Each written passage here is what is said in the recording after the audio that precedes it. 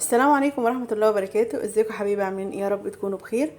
النهاردة ان شاء الله هنعمل مع بعض احلى واطعم فطاير بحشوات مختلفة.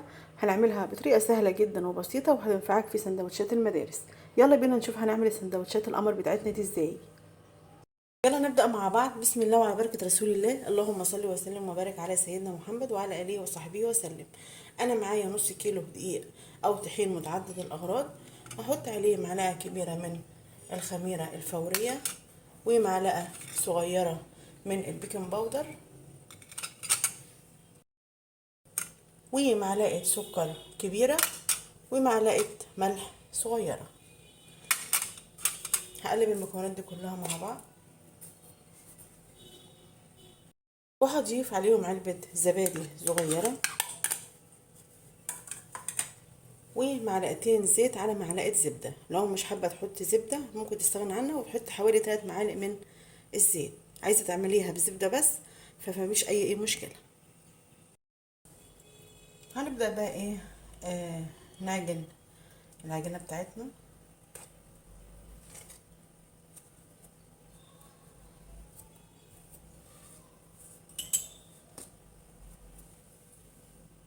هضيف في الأول كده كوباية مية دافية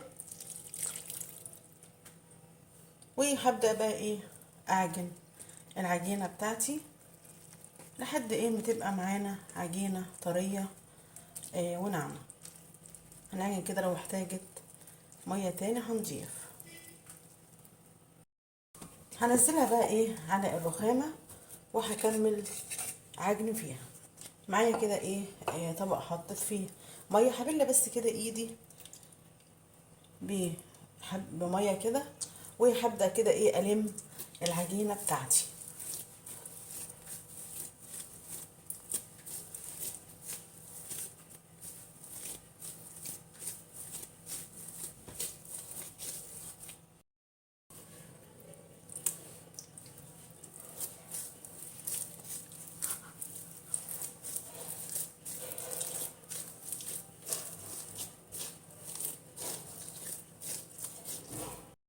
كده خلاص العجينة لمت معانا وبقت معانا عجينة طرية وناعمة بالشكل ده.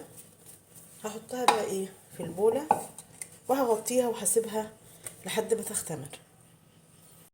هغطيها بالبلاستيك راب او بكيس نايلون لحد ما تختمر معانا. يعني هتقعد ما بين نص ساعة لساعة، ولما تختمر ان شاء الله هنشوف الخطوة اللي جاية مع بعض طاسة على النار هحط فيها معلقة سمنة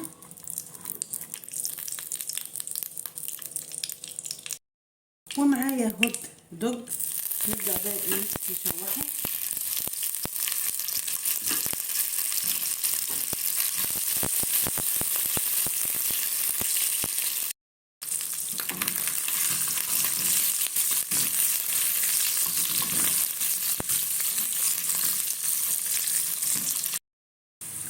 كده خلاص الهوت دوج جهز معانا. هحط بقى عليه النار.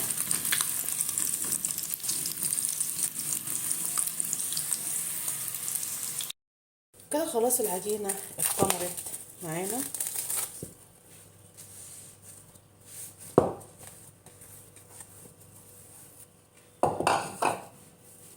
هعملها بقى كده رول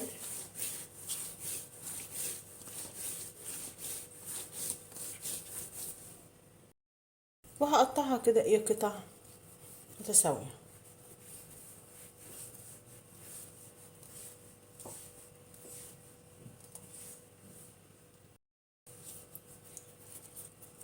وهلم كده العجينة كورة بالشكل ده.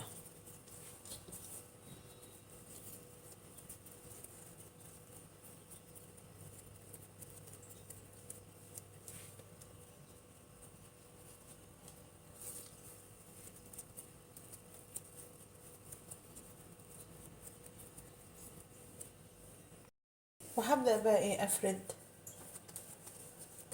العجينة بتاعتي.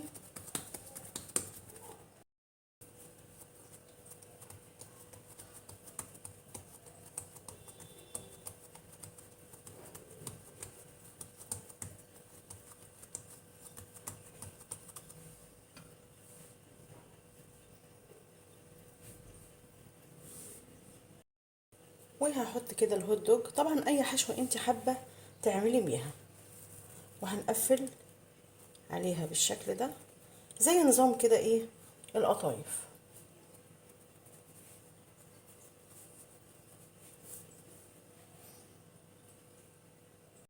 معايا صاج او صينيه ودهنتها كده ايه برشه من الزيت،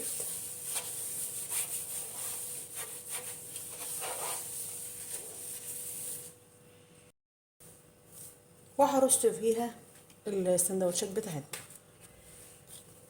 نعمل كمان واحده، هفردها بالشكل ده،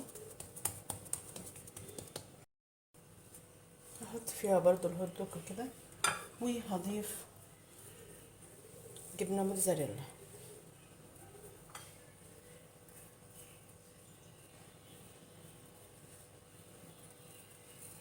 وهقفل عليها بالشكل ده.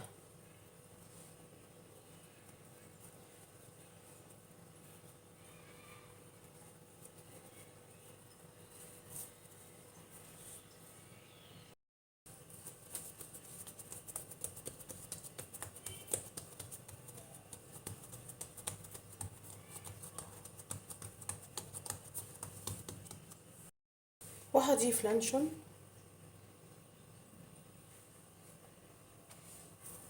وهقفل برضو عليه بالشكل ده.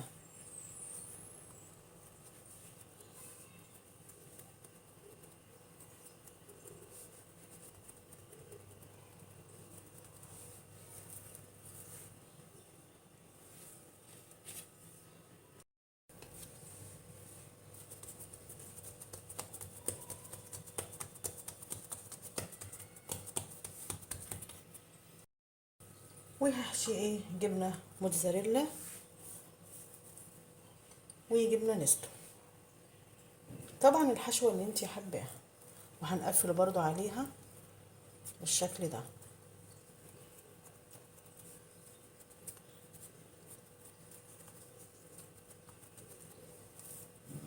بالشكل ده هعمل باقي الكميه كلها بالشكل ده وهرجع لكم. معلقه من اللبن، هبدا بقى ايه ادهن وش العجينه بتاعتنا،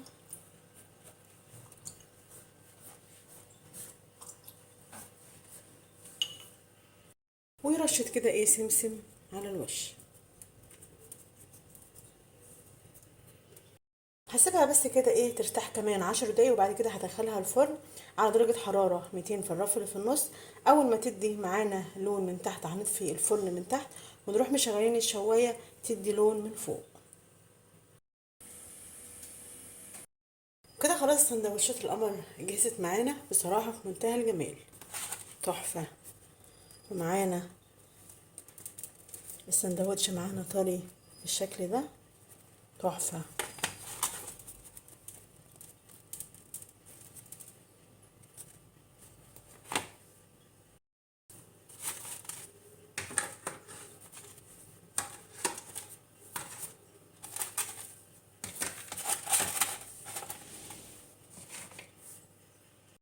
احلى واطعم سندوتشات عملناها مع بعض بصراحه في منتهى الجمال.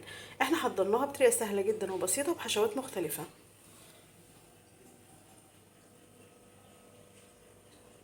طريقتها سهله جدا وبسيطه وهتنفعك في سندوتشات المدارس. جربوها على طريقتي ان شاء الله هتعجبكم. نتقابل ان شاء الله مع فيديو جديد.